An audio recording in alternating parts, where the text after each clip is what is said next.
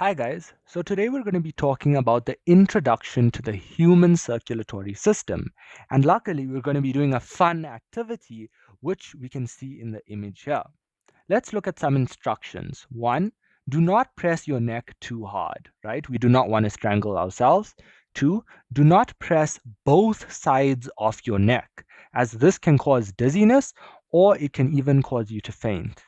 Three, do not do the activity if you have health issues with your neck. So let's look at the human circulatory system.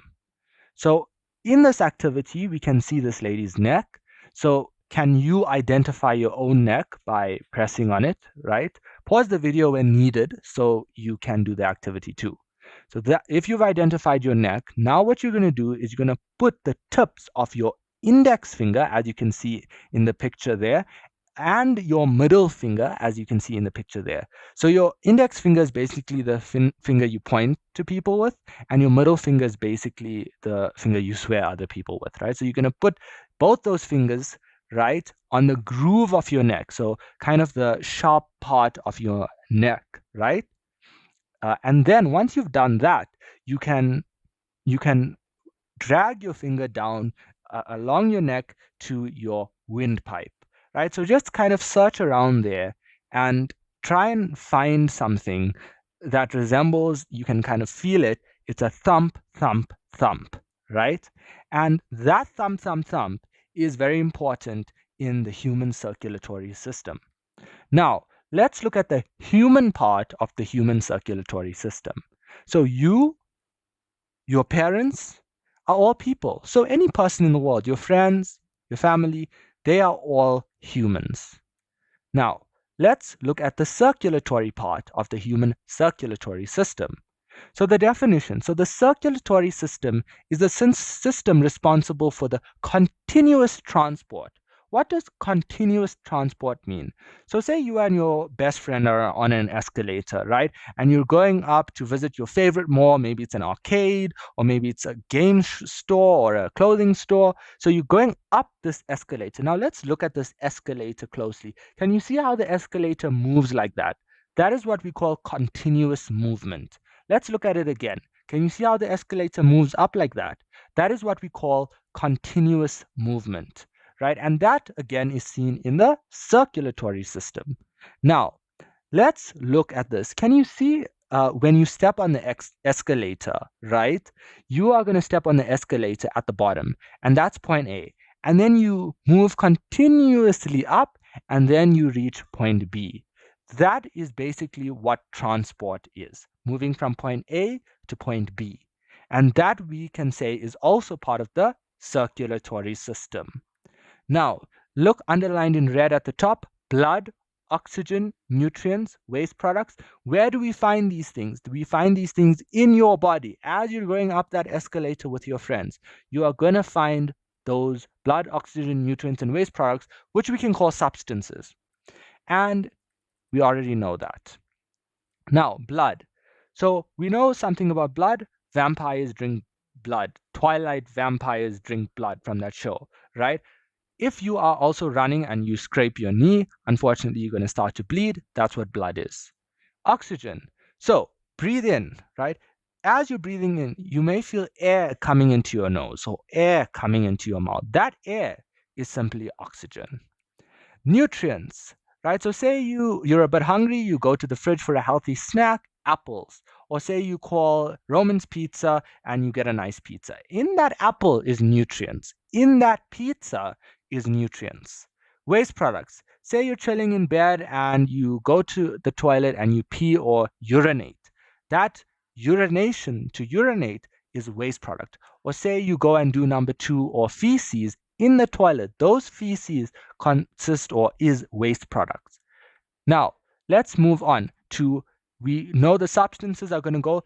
Where is it going to go? Throughout the body. What does throughout the body mean? It simply means that those substances are going to be found all over your body, as you can see in your arms and legs and back. It's going to be found throughout the body. Next, we talk about via blood vessels, as you can see underlined at the top. So remember those substances? What holds these substances, right? Blood vessels. we can think of these substances or these blood vessels as a network of roads, kind of like the roads you travel every day to school or the roads that you go to Durban with. Same thing. Those roads are what we can consider blood vessels. And those blood vessels are actually in our body, and they can keep or give blood to our shoulder, our arms, our head, right? Then we look at the system part of the human circulatory system. So this definition says a system is different body parts, right? So let's look at it. So say you're chilling on the couch, right? Of course, while you're chilling on the couch watching TV, you have eyes, which is the body part, and you also have ears, which is another body part. And then we say that they work together. So while you're watching TV, you don't just use your eyes, you don't just use your ears, you use both of them. They work together. You can hear and see, they work together. And we say that they do an important job. So when you're chilling on the couch watching TV, what is the important job that is getting accomplished, right? The important job is to hear and watch TV. Maybe it's a Disney movie or Transformers or whatever cool movie you like to watch. Now, let's do a quick revision. So let's look at the human part again of the circulatory system. So the human circulatory system, the human part, you are a person. Your parents are people, your friends, families, strangers, they're all people and they are humans. Let's look at the circulatory part of it. We talk about continuous transport. Do you remember what continuous transport is? It's continuously moving up that escalator, kind of like how the word continuously moves continuously up up the screen. Then we look at when you start at bottom below in the escalator and you are at point A, and then you move up the escalator and you are at point B. That is simply what transport is. Then we look at blood, oxygen, nutrients, and waste products, right? Where are they? They are inside you as you are going up that escalator with your friend. Right. Now we look at throughout the body. So again, those substances, right? They are not going to be just in your pinky finger. No, they're going to be throughout your whole body, arms, legs, and everything. Now, let's look at via blood vessels. So as we know before, blood vessels can be compared to a network of roads or the roads you use to travel to get to school. So those roads or those blood vessels are within your body and are used to transport blood to your shoulder, to your bicep, even to your head. This is the final definition of circulatory. So I hope you read this with understanding. You can pause it to read it yourself, or I can read it. So the circulatory system is the system responsible for continuous transport of blood, oxygen, nutrients, and waste products throughout the body via blood vessels. That is the definition of circulatory. Now let's look at system. A system is different body parts. Remember, when you're chilling watching TV, you have your eyes with you, right? You don't not have eyes, you have eyes. You have ears with you, which is also a body part, right? And they don't just you don't just use your eyes, or just your ears. No, they work together so that you can watch a nice movie. Then, what's the whole idea of this? To watch TV, to hear and watch TV. Ultimately, that's the thing you want to do. Right.